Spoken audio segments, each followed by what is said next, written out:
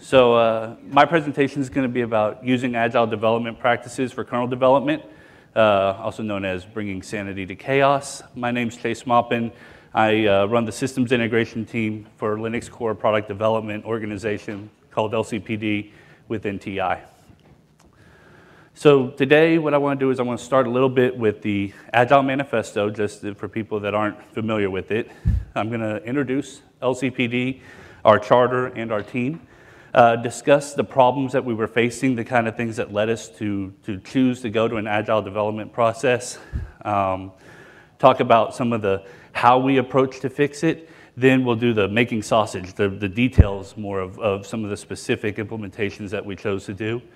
And then we'll discuss will we do it again, continuous improvement. So these are the things, the lessons that we learned over time as we implemented our agile process.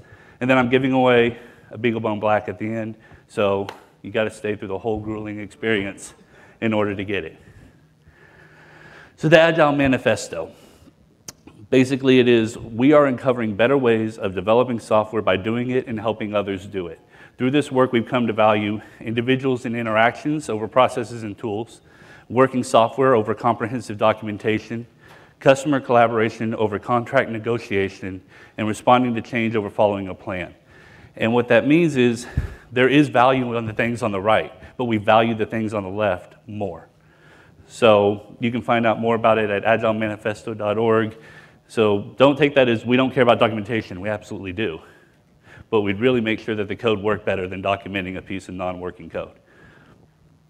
So meeting LCPD. Where in the world is LCPD? We're scattered around the world in 6 different time zones. We've got groups in India, Finland, a guy in Germany, East Coast, West Coast, Central time zone in the US. Furthermore, we break ourselves down into 6 functional groups. We have a baseport team, a power and thermal team, connectivity, audio display, system test, and system integration.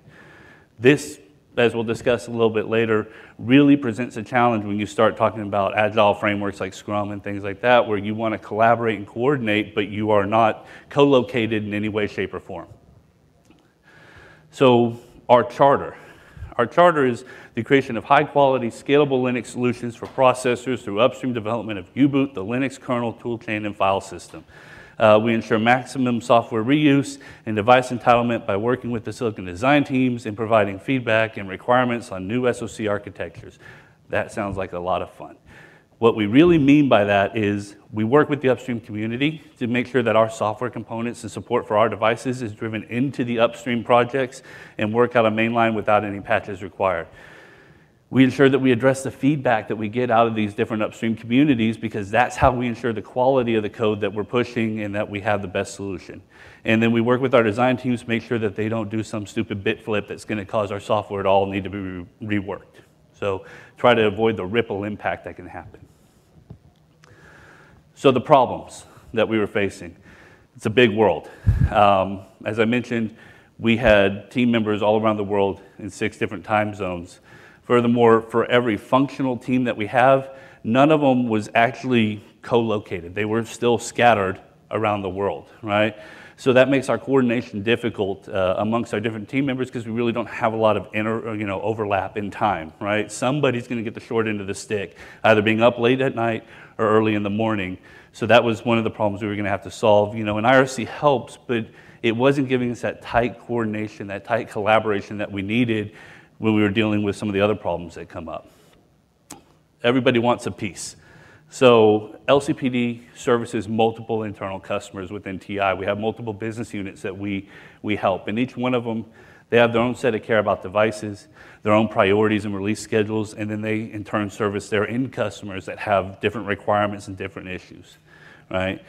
So LCPD, though, has decided we don't want to make a kernel team per device or per BU and try and fracture that off. We've done stuff like that traditionally in TI in the past. The issue always comes down with this team fixes a bug over here, this team doesn't know about it, so even though it's the same IP in 2 devices, one works and one doesn't. So instead we focus at an IP level, right? We fix it once and we fix it for all devices, which is kind of similar to what the kernel community likes, right? Don't break my other device with your bug fix. That, of course, naturally leads to the fact that then you have multiple customers that want the same developer's time. If this is the guy that focuses on MMC, we all want that guy's time. So he needs one voice setting one set of priorities in order for him to work effectively. It's a balancing act. Our charter, as I discussed, is to develop support for TI devices upstream. That's how we do sustainable quality software development. And the community provides us feedback. And that feedback usually takes time to address. Depending on how big the feedback was, it can take a significant amount of time to address. We have to balance that effort with the requirements that we get from our internal customers, from those different BUs, right? Because they just want to have code that they can give to their software, to their end customers as quickly as possible. Furthermore, when merge windows approach, then the priority of the community feedback is even higher, because if we miss that merge window, we're committing to carrying that code for several months, and we don't want to do that. Square peg, meet round hole. This problem is about having a lot of specialists. We have people that specialize in a particular IP or a particular kernel subsystem, and that's nice on one hand, because experts don't need a lot of ramp time to get into fixing a problem, but we do that at a cost of we don't have great cross-functionality. Right? So, developers are not interchangeable cogs, and we don't treat them that way. We would like to encourage our developers, to have cross-training, to have additional skill sets. While you might specialize in networking, can you also know a little bit about USB? So we wanted something that would encourage that kind of cross-training so that we would be less of a team of individual experts that if we lose any one person, we've lost all our knowledge. Sometimes the molehill is a mountain. So when we started off, support for TI devices had not really been pushed upstream that much. I mean, there were some that worked, but particularly of our key care about devices, they had code up, but they wouldn't boot. What we were doing is we had kernels that had thousands of patches on top of them. And the thought of moving to another kernel was just daunting, because you'd have to move thousands of patches just to get what you had today. So we were looking at how do we move all of those while also continuing, nobody stopped developing new chips, nobody stopped developing new products. So how do we create the code for the new products, move all of our legacy code, and handle that? And so it was overwhelming. And we needed a way that we could keep track of all of that amount of work that we had to do, but just focus on it one little molehill at a time. And I put it up here in green because we're pretty proud of the fact that for our targeted devices, we've got them all booting out of the Upstream kernel. Our team has put a lot of work into that, and we continue to drive additional drivers and features upstream, but we've made really good progress, and I want to make sure that our team gets credit for all the hard work they've done. So can you fix it? Scrum, it's not as dirty as it sounds, because every time I say Scrum, people snicker. That is the Agile process that we chose to solve these problems that I mentioned. We wanted to have a shared backlog that we prioritized between our customers, and this gave us a really good way of showing the trade-offs. Whenever somebody had wanted to bump the priority of a particular task, we could say, well, this is what's going to suffer, and we could get those trade-offs very easily seen. It also showed our shop load. Is our team is really working hard. You can look at everything that we're working on currently. We wanted to give developers a focused time. Scrum has the concept of sprints, where for 2 to 4 weeks you've kind of locked your priorities, you've locked what you're doing, and you just go to work. This really reduced the churn of firefighting that we had, and in a lot of ways I think it kind of helped encourage upstreaming, because if you want to submit a patch set but you don't know if you're going to get pulled off by some firefight in the next 5 minutes after you submit it, you don't want to look like that guy that just dumped patches on the mailing list and ran away. If you know you're going to get time to work on it, you know you're going to get the time to focus on it, then you feel more comfortable putting it out there. And it did help reduce the shell shock by giving our teams these small windows of time to focus on. Looking back, we'd moved a lot of the mountain. We'd just done it one boulder at a time. So last part of it too is that with Scrum, we made the upstreaming part of our process so that we could keep that focus on our charter. And I'll talk about that a little bit more. Making sure that you have the right tool. And I don't advocate necessarily one tool over another. There are a lot of good ones out there. But what we were looking for was a tool that was an online tool that you can access both inside and outside of our firewall. We have a lot of remote developers, people that work from home, and certainly it wasn't very good for them when their VPN connections would shut down and they were unable to access their list of to-do items and what they were working on. We needed a tool that let all of our organization share one common backlog, but then still be able to group things by functional teams. And the reason for that is that while we have all these functional teams, you don't have a kernel if you just necessarily have base port. You usually want some amount of connectivity. You want some amount of power and all that. So while we have different functional teams, they all come together for one whole product. So we needed to share a common backlog of what did we want to do with the kernel for TI devices, but then let the teams that specialize in certain areas focus on those areas. We wanted a tool that did release planning, sprint tracking, all of that. What we saw is other people were using maybe a PowerPoint that talked about the major features they were working on, and then they'd use a spreadsheet on a SharePoint somewhere that was tracking all the detailed backlog items, and then from that they generate a chart where they'd show their burn downs. And I didn't want to go 4 or 5 different places trying to get all the information. I needed something that brought it all together, easy to view, easy for anybody else to view. We needed to integrate with bug trackers. As much as you try, you will not change people when they have decided they have a bug tracker that they like. Our business units tend to like ClearQuest, and so we needed something that would integrate with ClearQuest, even though, for example, the tool that we picked does actually have a bug tracking system, they wouldn't use that. So instead, we integrated with ClearQuest, and the nice part of that was that we didn't get into a situation of, okay, when I go to do my planning, I need to plan out the development items that I have and look at their priorities, but then I got to go over to this other system and go check what bugs have been filed in their priority and then try to merge them together. It naturally happens because as they file a bug, it imports into our system, and our product owner is able to then just prioritize everything, and we just look at the top priority. That's what I'm working on. Give visibility to our customers and to our backlog, our priorities, and our progress. And this was nice because if anybody's ever worked in a big company before, you know it's very easy to demand a status, and it takes a lot of time to give a status. So what we did is it allowed us to get into a little bit of a pull model instead of a push model. So we didn't have to push status updates constantly. We still do give status updates, but it became less of a, where's this item at? Oh, well, let me go find out, and we had people not distracting our individual developers asking for constant status update because they can log into the tool and see what the progress is that's being made. So we chose version 1. It is one that we liked. It's not necessarily the one that everybody needs to use. I mean, I know other companies that use different tools, and Lenaro uses a different tool, but it met all of our qualifications, so that's what we chose to use. But the tooling is important.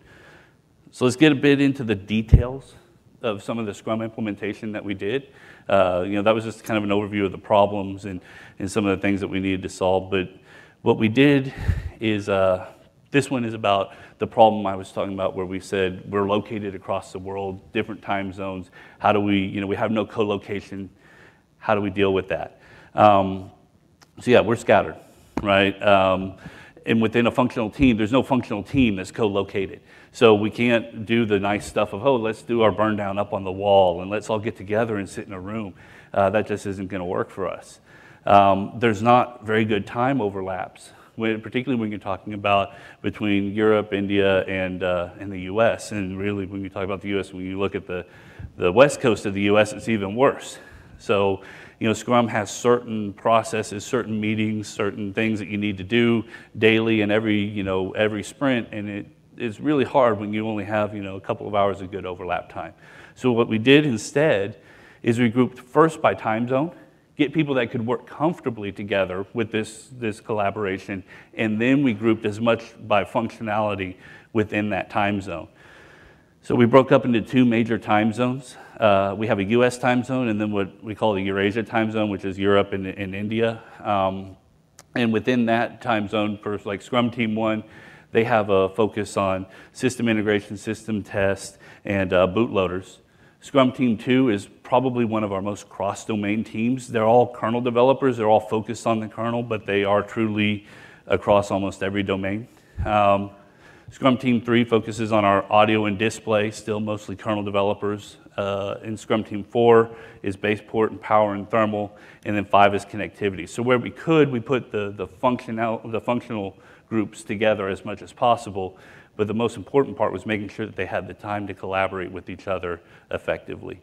One of the things that we did is we took our backlog refinement, that's the kind of optional 5th meeting in Scrum, and we went ahead and run that at a functional team level so that at least if we're talking about all the connectivity problems out there, the connectivity team gets together and they look at the different backlog items, they help prioritize, they help estimate the size for them and discuss the different options that are, how can we solve this type of story, and then they kind of pre-sign up a little bit. Somebody says, I will probably be the guy that's going to take that in the next sprint. So that's how they keep at a functional level coordinated, is through the backlog refinement, because they have enough common skill sets that they can really share their experiences as far as their expertise on how to approach a story.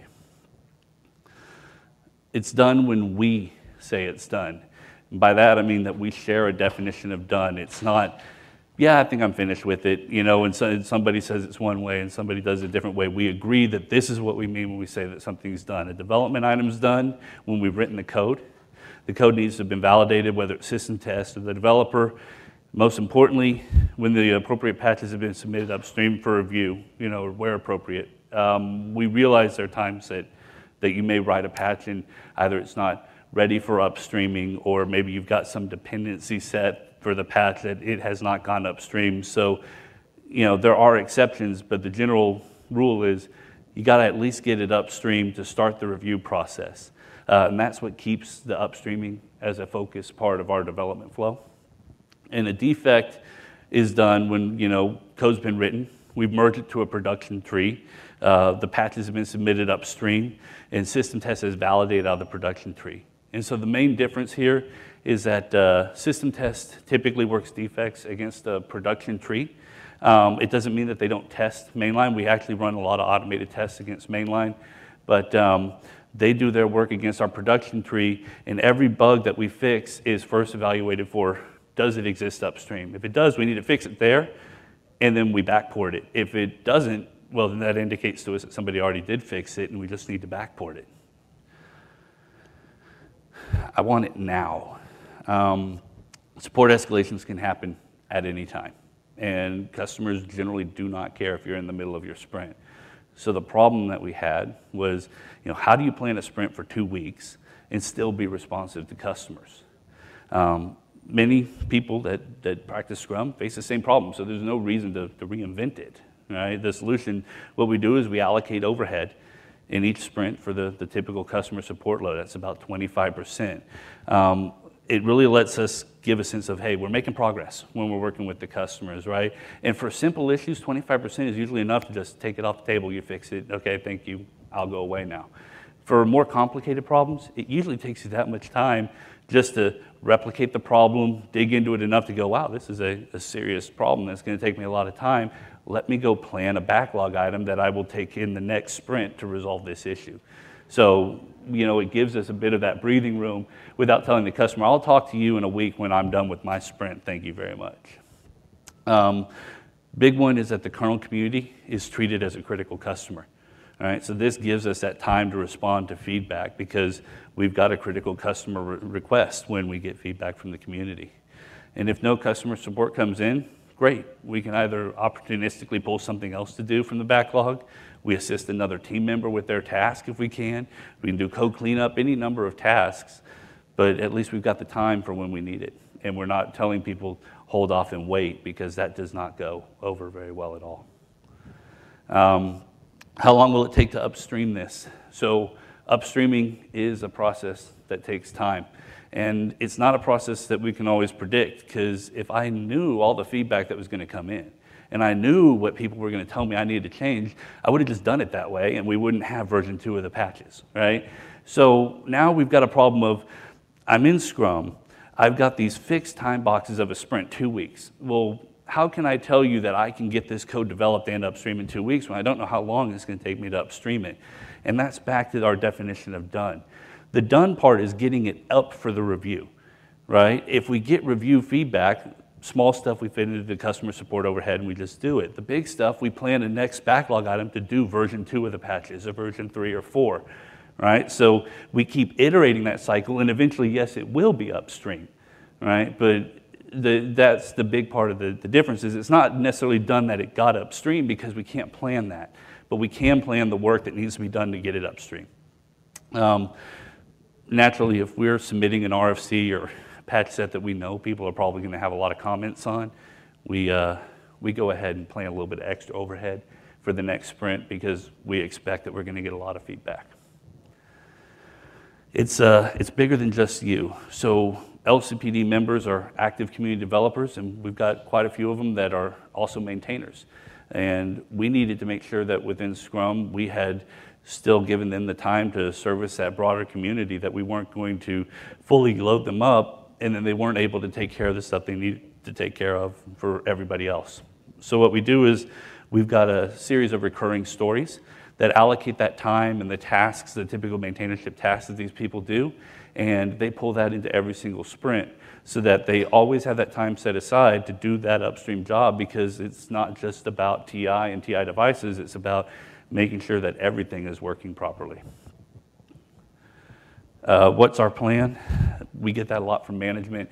Agile means no planning. You only tell me 2 weeks at a time. And that's not quite true. Agile doesn't mean no planning. Our product owners plan at a higher level, what we call an epic level, the broad feature level. And then we let the rest of the plan evolve over time. So management can go to a customer and say, I'll have support for this new IP in this amount of time. Do they really care about the minute plan? I mean, if I came to you and I said, hey, this is an IP I've never seen, but I can tell you the exact number of man hours it's going to take me to develop it, and here's my plan, do they think that I'm full of crap? Probably. All right? So instead we say, we believe that we can get this done in this amount of time. We will learn more as we go, but we can give you this time to have the code available. And then the rest of the details, we let it evolve naturally over time. And there is a difference between code available and code upstream, right? I can have code available that works. It may be still getting reworked to get upstream. It may be getting refined, but I can tell you when it's going to be available. So, it's not that problem of planning that people talk about of like, oh, well, if you're waiting until it gets upstream, we'll never know when we get it. No, you'll know when you get it ready. I'll take care of getting it upstream. So given what you know now, would you do it again? Heck yeah. LCPD, we've been able to make significant progress pushing support for our devices upstream. We productized and released our SDK based off of the then latest stable kernel, and I emphasize that for the guys in here that'll grab me on that one. But latest stable kernel, bootloader, Yocto release, and we keep an eye towards LTS, right? That's our ultimate goal, is to get our devices upstream and have them in an LTS so that we can work alongside the rest of the community to keep that LTS running and keep those devices running within that kernel for a longer period of time, right? That is our target. We've been able to balance customer support escalations and still provide that proper development focus to upstreaming, again, back to making it part of our Scrum process to do the upstreaming. And then the team feedback is that, yeah, Scrum's provided that focus. It's minimized distractions. Now, at the beginning, it was new. It was different. It was, I don't know if I like this. I mean, I've got to meet and talk about what I'm doing. That just seems weird. And then people started going, actually, we were doing this. We just kind of fragmented it all up, and it was ad hoc. It's not so bad. It's given me that clarity, and it really helped me keep from worrying about everything else. Let's keep doing it.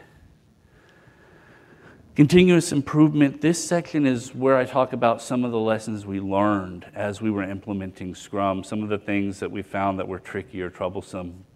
And I've talked about this one a little bit already. If you develop it, they will come for support, and they want the support, and you can't really always plan for it, right? Whether it's an internal support, whether it's community support, and you can't just wait until the next sprint. You can't just say, I'll get back to you in a week, or worst case, I just started my sprint. I'll talk to you in 2 weeks from now. We'd been there, tried that, and it did not go over well at all. So instead, you leave that time, that 25% buffer we were talking about, where you can probably clear out the small items, and then the bigger items, you use that time to get your platform set up that you can recreate the problem, and then you plan the time in the next sprint to actually solve more of it. Time drags when you're planning dumb. This one was really kind of a problem because we have teams of experts, teams of specialists that work primarily in one domain. In planning part 2, that's where you go in and you say, okay, here's the story that we committed to. Maybe it's the USB driver. Let's break it down into the tasks required to accomplish it. And what we were finding was that people just hated doing this online. It was just horribly, horribly tedious, particularly if you know nothing about USB. So we took a step back and said, well, what were the values that we're trying to get out of this meeting, out of this process? Right? The values are, we want people to review the steps that are required to complete a story. It let the team learn about the steps required to actually implement this driver, and it let them learn about the approach that somebody would take to solving that kind of problem. So we were seeding a little bit of cross-functionality there by reviewing the steps. Right? We wanted to look at the estimated time required to complete the story and do a sanity check on that, because multiple times we've had somebody come in and say, I can do these 2 stories, it's not a problem. And then they break it down and it's 80 hours. Well, okay, there might be a little problem. So we are able to then work with the product owner and say, okay, which of these 2 is your higher priority? Because we're not going to be able to do both of them. We wanted to get areas where people could help each other. So by talking about the breakdown of the stories, somebody could say, hey, I've got no problem reviewing that documentation that you're going to write, or if you would send the images to me, I'll try them out on my board and make sure that it's not just your board special. So I'll do another testing for you, that kind of stuff. So they found those collaboration points. And it allowed people to bring their own experiences into the story, such as planning missing items or tasks based off of similar experiences, or, for example, system test. The testers always have a different perspective, and they help the developer, because sometimes the developer doesn't realize, man, I know so much about this, it's just second nature to me how to use it. But when a test guy stands up and goes, I would love to write an automated test for this, but I have no freaking clue how it works. Then he goes, you know what, I probably ought to write a document on that so that they can automate this test for me. So doing the breakdown online, it was incredibly painful. And what we found was that when we were doing it online, people stopped paying attention. We would spend, a ton of time sitting in a room with everybody breaking everything down right there in front of everyone, and nobody paid attention, and we got none of the benefits. So instead, we put a break in between planning part 1, where we said these are the stories we're going to do, and planning part 2, where we broke them down. And we let people do an initial breakdown of their story. So they came in and told people, this is how I'm approaching this problem. This is what I'm planning on doing. Do you see issues with it? Do you see gaps? And that actually got a lot more, interaction with our team. And we turned out planning went faster. So it was a time box meeting for 2 hours. We're not going to spend any more than 2 hours of this time. And we could usually get out within 30 minutes to 45 minutes. Doing it this way versus the original way, where it would take the entire 2 hours, nobody talked, nobody cared, and everybody was checked out, right? And now we get plenty of crosstalk. People sign up to help each other because they're not bored out of their mind. Nobody's perfect. And neither is your Scrum implementation, your backlog, or just about anything else that you're going to work on. If you wait until perfection, until you've defined every last part of your Agile process, it's kind of the antithesis of Agile. And you're going to be wrong anyway. So if you spend a month making all these wonderful flow diagrams, and if this happens, then that, you just wasted a month of your time. I know, because I spent a month of my time. You get in there and you go, in theory, this sounds great, but in practice, it just doesn't hold up. So you need a basic framework in place. You need to agree what your framework is, and then just remember to be willing to adapt. And just get moving. Just learn from what you're doing. Be agile, right? So the rest will come over time. You'll find out what works for you. What I find works is just, at every point, just look at what is the benefit of each step. Why are you trying to do that? What are you trying to accomplish? And do it the least painful way possible. That's it. The only other real requirement is participation. Just be willing to participate in the process. And what would we change? we have too many experts, not enough cross-training. I wish we had enough people to do pair programming, extreme programming, any of those other methods where, you know, people could branch out and learn different skill sets. We get some of that by grouping by functional areas where people are doing things that are related enough that they kind of pick up from one guy or the other, but I really wish that we had enough people to do proper cross-training and be a much more cross-functional team. The PO roles need to be more official and dedicated. Right now, we have 2 POs, one for each time zone. They are generally managers who are balanced because they're already balancing the requirements that come in from the business units. But it would be nice to have one per team really dedicated to working proactively with the business units, get all of the requirements, work those priorities, and that is a full-time job to do it to the best result that you want to get. And I would really love to have test resources in every Scrum team. Right now our test team is US based, and the issue is that we just can't find a good way to put one in every single Scrum team, but a good test engineer brings a whole nother level of perspective to every story. You know, they think about things differently because they don't think about it, you know, just as like the functionality that it's going to give the customer. They think about it as like, well, how am I going to reproduce it? How am I going to test it? Is the documentation going to be there for me? They come with that mindset that really opens up a story, but we just don't have people scattered all around the world that we can put them inside of every team so that they all get the benefit of that. So this is my Q&A time. Kevin's going to collect business cards for the drawing for the BeagleBone Black, and then while he's doing that, if y'all have questions, shoot them at me. Yeah? In my experience, kernel development takes a lot longer than like web development. So we've had a lot of tasks that wouldn't fit into a 2-week window. How do you guys deal with that? Are you talking about just the upstreaming or just the amount of work for the task? The amount of development work for the story. So we break it down into its pieces, because the first part of it may be that first thing I got to do is grab the TRM for this IP and figure out how it even works, right? Then I'm going to write a skeleton driver that's going to basically get up and probe and do the basic init routines, and then the next sprint I'm going to write, you know, something that implements this functionality into it. So we still break it down into 2-week bite-sized chunks, but the epic is I've got to write this new driver, right? So the driver is the epic, and the chunks are broken into 2-week logical pieces. So you break it down that way, same as anything else. And then the upstreaming goes along the whole way. Other questions? Skylar. After you talk about the stories,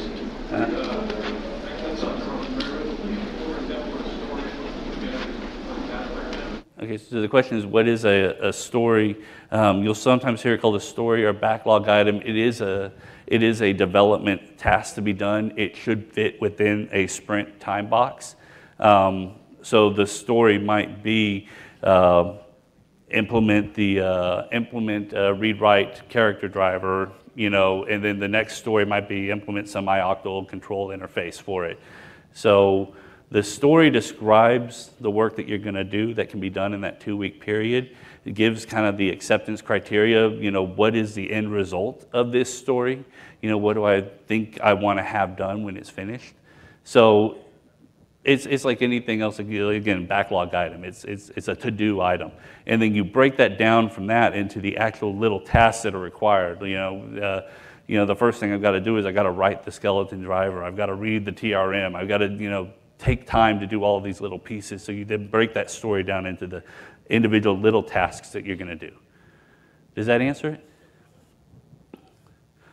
Yes? So why did you pick 2 weeks? 2 weeks gave us a good response time to customers and everything else. 1 week seemed like it was going to be way too much churn. We've got some teams that do 4 weeks, but you know, trying to hold off a customer support issue for 4 weeks, even if you allocate overhead to it, can be pretty difficult. So 2 weeks gave us good customer response time, and we also had a lot of churning priorities, so it gave us the time to come back quickly and go, oh, you know what, we were working on this driver, but now this one's actually more important. We need to reverse priorities. And we were able to do that at 2 weeks without losing a lot of time. If we went with like a month or something like that, we ended up where, you know, that shift, if we really had to do it, we had to burn down the sprint and replan, which sucks. We did that one time. That was not fun. Or, you know, you have to wait and go ahead and you're doing a month's worth of work knowing that you're not going to use it. So how much time do you spend up front actually constructing the stories? Story construction happens all along the way. We refine it. We spend about an hour a week refining it. And then during our planning, we time box that planning into 2 hours max. And notice I say max for part 1 and part 2. If we're done before that, we don't sit there and twiddle our thumbs. But you know, we say we're not going to spend any more time than that. But the story creation comes as we work with our BUs and they say, hey, we need this new feature or this customer request has come in. And you know, we write that story up and then we refine it during the backlog refinement and plan it in the next planning. On average, we probably only spend, it's very rare for us to hit the 2-hour time box. It was common at the beginning when we were new to it, and then as we got used to it and people understood it, we get out of those meetings a lot faster. I think there's a question, yeah? Have you ever had to deal with any really open-ended stories? Because I'm thinking in the past I've had some real R&D style things that are just like investigating if this concept is even possible. Yeah, we've had to deal with that, and that even also comes up a lot when we talk about some of these really complicated bugs where it's, man, I don't even have a clue what's going wrong with it, so how do I plan it? So the only thing I can plan is I'm probably, since I have no clue about it, I'm going to spend the whole 2 weeks trying to debug it, right? For a really big R&D, what we do is, again, breaking it down those 2-week chunks. Well, over these next 2 weeks, first I need to set up the system. I think that's going to take me a couple days, and then I need to do this and that. And so we just have part 1, part 2, part 3. You know, as the story evolves, we create more stories. And in fact, when we have something we really know nothing about, we usually do an R&D story whose job it is to create the rest of the stories that, now that I've learned enough about this, I have a pretty good idea what I need to do. So the output of this is just to have more backlog items that I need to work on. What about some stories that could potentially take longer than 2 weeks? I think we've had in the past things like a PCB development task or something like that is just a huge single task, but may take 6 weeks or something. Right, and so for that, we break it down into the question was if you have a story that you know is going to take longer than 2 weeks, like a PCB development that may take you 6 weeks. And again, what we do there is we break it down into 2-week logical chunks. So, you know, first you may need to do your layout, and then you're going to have to do, and I don't know anything about PCB development, but you know, you got to do your next step. So you break it into your 2-week chunks and you say, I've got part 1, part 2, and part 3, because I know I can't get it in a time box. I need to break it up into the pieces that logically make sense that I could accomplish in 2 weeks. Yeah. What you don't want to do is commit to the story and say, absolutely, I know it's a 6-week story, I'll commit to it, and then at the end of the sprint go, hey, I told you it was 6 weeks, right? Yes? This is regarding code maintenance. This time you mentioned that for different products, support different products, you maintain a single code base.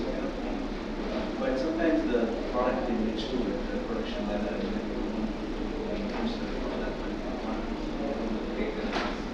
I lost the very end of that. You were asking about code maintenance and that we keep the code working across multiple products. Right. And then at some point the particular product reaches production version or maturity level, maintaining for particular customer. Right. So there's a couple of answers to that. So we still care about that IP. So as far as we continue developing, even for new products, we need to make sure that we don't break the old ones, even if they're not necessarily moving that kernel along. Now, the kernel that the customer is using typically comes out from what we call our business unit. So they'll do some of that support with that customer we'll develop a fix and they'll help backport it to the old kernel. But then the other part inside of that is the LTS and the Linux stable process, right? So that's why we put so much effort towards upstreaming and stable, because it gives us a way to fix the bugs upstream and then mark them to come back into that stable so that people that are sitting on a long-term stable get to take advantage of the fixes that we're pushing upstream. and we don't have to do new releases necessarily of that old kernel directly. We're able to leverage the existing process. But the BUs do also have some level of support to their end customer. Does that answer the question? Anything else? Yes. Can you talk a little bit more about how you coordinate among your different, you've got like 5 Scrum teams, and how they avoid stomping on each other, or when one team, their thing gets delayed and then it impacts other teams? Right. So the question is about the collaboration between the Scrum teams and how we coordinate. The functional team meetings that we use basically as backlog refinement are very helpful there, because essentially, since the functional team members are scattered throughout the Scrum teams, they coordinate and then they disseminate back out, right? So that keeps that coordination happening, and that's why we did backlog refinement at a functional team level rather than just a Scrum team level, or else we would have encountered a lot of people stomping on each other. That was one of the biggest reasons for that. Was that all the question, or did you have 2 parts? No, I think that covers it. Okay. You had a question? Yes. With this sort of style of management, you have the engineers very much in the process of doing sort of traditional management tasks of working out what people are doing. Does that make it difficult for management to say that you're getting into our jobs, this is difficult for us? You could, if you had management that was really sensitive about that. In my case, I try to set the priorities of what my team's working on, but the reason that they're there is because they're smarter than me. They're smarter than me at everything that they do. So, I like for them to tell me the steps and the ways that it needs to be solved, because if I could just do it myself, I wouldn't need them. So it's empowering the people at the right level. You want to empower the people that have that knowledge, while you take the business priorities and make sure that they understand the priorities. And some people get defensive about that, and maybe they're not the best manager to work within Scrum, and Scrum really doesn't have the idea of like a true manager, right? That managerial responsibility gets broken up and scattered, kind of diversified across different roles. But yeah, hopefully if you're implementing it, you take the approach that they're smarter than you are. Other questions? Everybody just wants to get the free hardware? Okay. You gonna fan them out and I'll pick one? Should I maybe not even pick? Should we have somebody else pick? Yeah, who wants to pick? How about Brian? Brian, you pick. I'm gonna pick on you. There you go. Is it yours?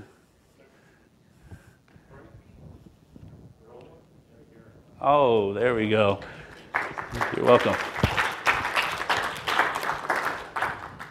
All right, if there are no other questions. Yeah. Thank you for your time, everybody.